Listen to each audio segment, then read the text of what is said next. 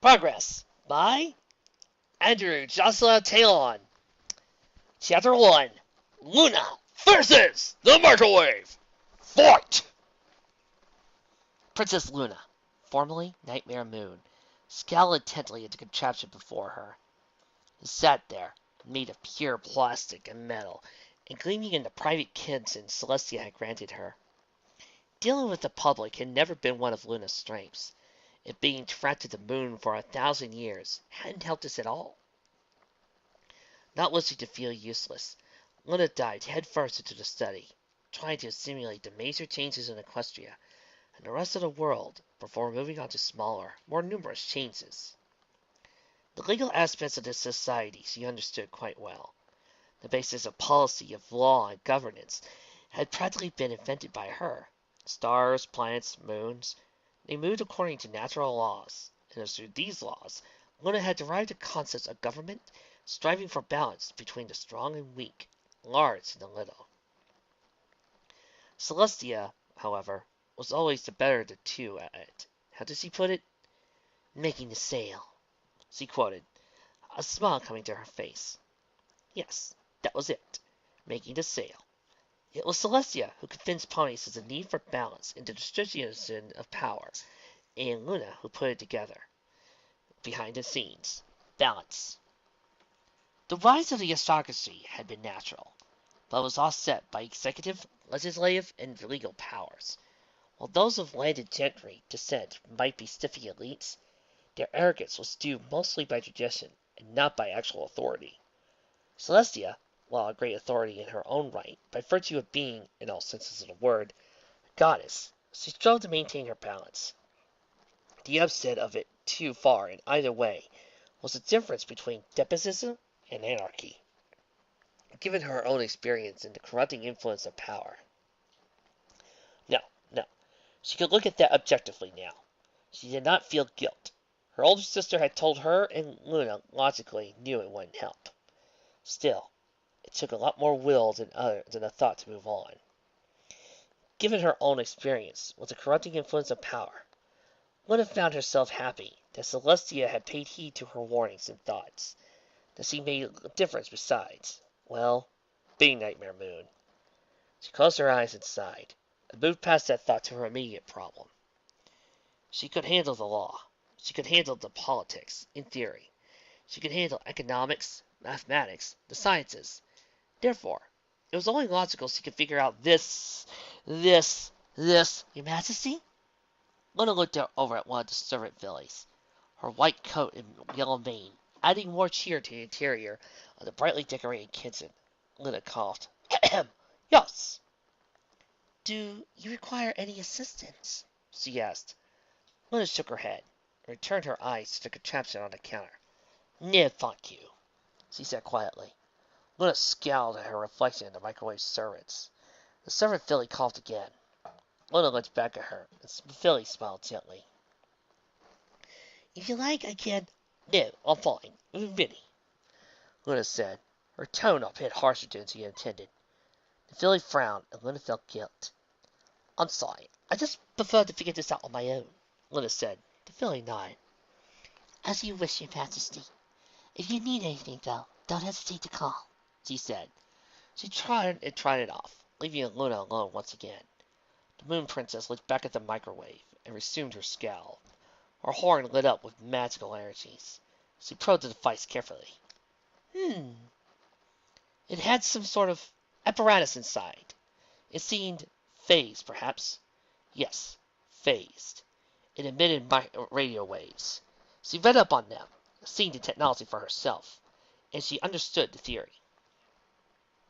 Of course, to heat up the food, she reasoned. Excite the water molecules. Not so different from a heating spell. She could use a heating spell right now if she wished. A part of her pointed out. Luna snorted and continued her examination. She lifted a hoof up and tapped it once. Tink! Feels solid? She murmured to herself. She tapped it again. Tink! Something gave and the device popped open. Loudly, Luna squeaked and jumped back. Eek! Her flight slamming into the table behind her, as her wings puffed out in fright. Slowly, She reopened her eyes and stared at the microwave. Oh, stupid, she muttered to herself. It was just the door. She trotted back up to the counter, folding her wings away. She peered inside the pristine white interior of the microwave carefully and sniffed. Okay, this is probably where the food goes, she reasoned aloud, feeling much calmer. She then turned and trotted up to one of the cabinets, opening it with her telekinesis. She scanned through the various packages before she found one in particular. She lifted it and brought it down and examined it. Popcorn, she read aloud. Right. Celestia mentioned it was good to eat. She nodded and trotted back, placing the container in the microwave. Carefully, she shut the door and looked at what she reasoned to be the interface. She hummed and studied it. How long should it take to heat up? She thought aloud. She tapped her hooves on the floor before she smiled. Oh, of course. Excuse me, she called out. Yes, Princess Luna. The same blonde filly answered, poking her head into the kitchen with a smile. Luna felt a little annoyed that the servant filly had been hanging around, but let it go easily enough. Now she felt like it was somewhere familiar. I need an abacus, she said. Please tell me where I could find one. The filly stared at her, her smile growing confused. I'm sorry, Your Majesty, but what is an abacus? A classic old running gag that we haven't seen in ages, she asked. Luna scowled, but softened her expression when the filly grinned. Don't take it out on the servants.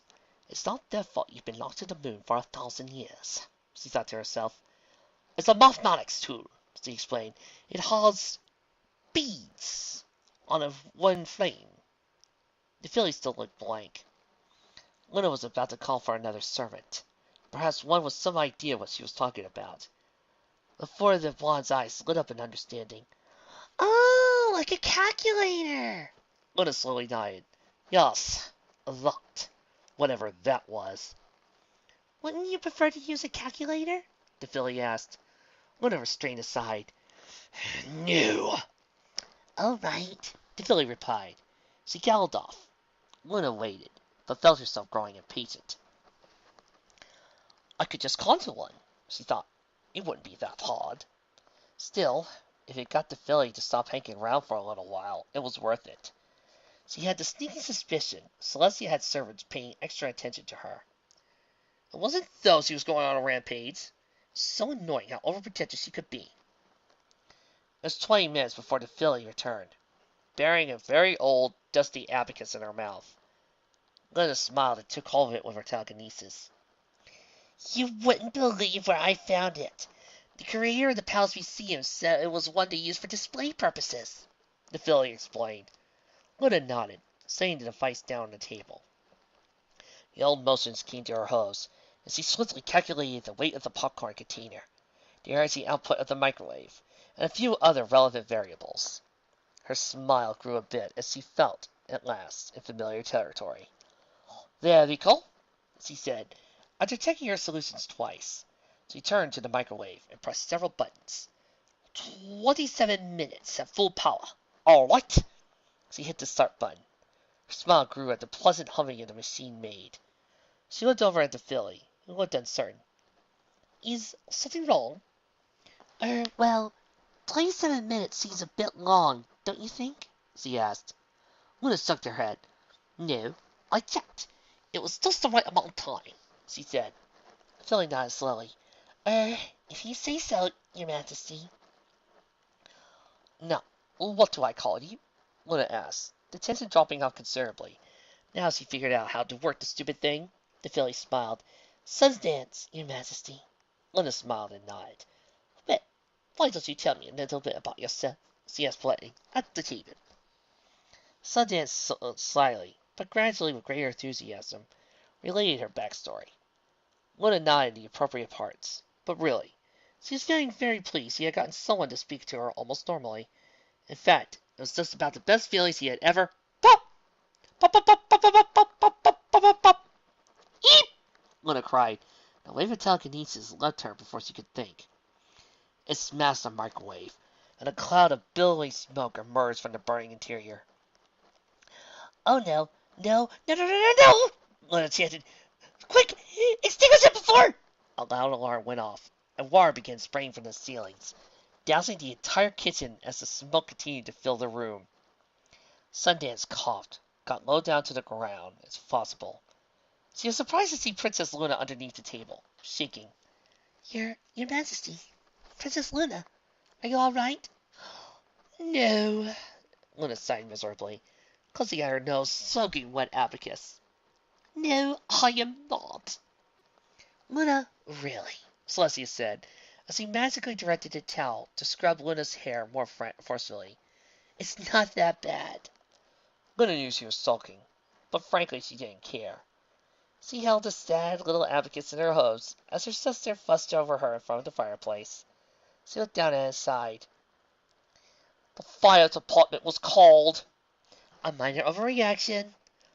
"There were instructions on the container I ignored." "Mistakes happened." "You laughed."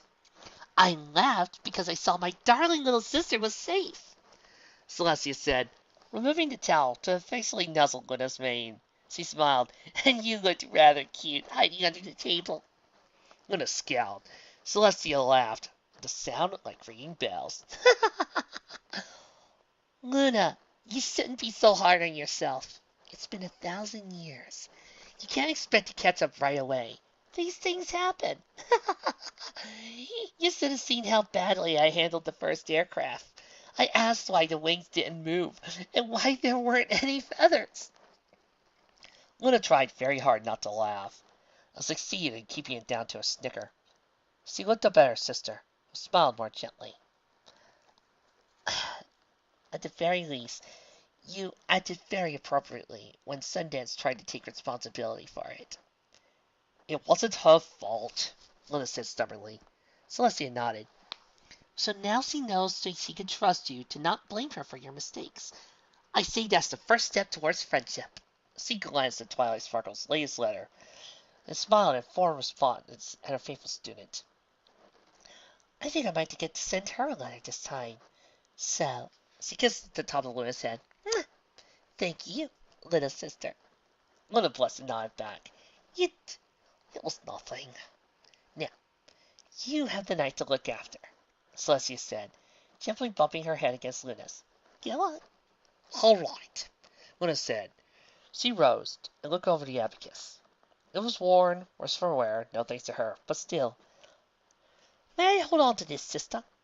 For a little while at least?" Luna asked. Celestia smiled and nodded. "Of course, dear.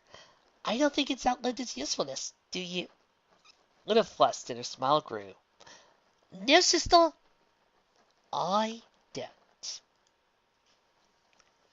Oh, believe me, folks, that story's not the end. Only the beginning.